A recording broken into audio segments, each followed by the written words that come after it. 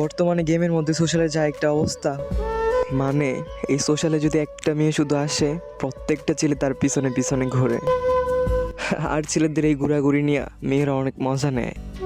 প্রত্যেকটা ছেলে কিন্তু অনেকটা আশা নিয়ে সোশ্যালে যায় যে কোনো একটা মেয়ে যদি তারে ভালোবাসতো, তাহলে হয়তো বা তার জীবনটা অনেক সুন্দর হইতো। তার একটা ডো পার্টনার হবে, তার সাথে গেম খেলবে, তাকে টাইম দিবে, তাকে অনেক ভালোবাসবে। প্রত্যেকটা ছেলে সোশ্যালে গিয়ে এরকম একটা কিছু আশা করে। আসলে একটা কথা কি জানো ভাই, একটা মেয়ের কাছে না অনেকগুলো অপশন থাকে। একটা গেলে আরেকটা আসবে, আর তোমার কাছে তো কোনো অপশন থাকে না। তখন তুমি যদি কাউকে পাও, তারে তুমি আগলায় রাখতে চাও। মেয়েদের কাছে কিন্তু অনেক অপশন থাকে, সে একজনের জন্য কেন 10 জনরে হারাইতে যাবে। 5 আঙ্গুলে যদি মধু থাকে, তাহলে তুমি নিজেও কিন্তু একটা নিয়ে বসে থাকবা না।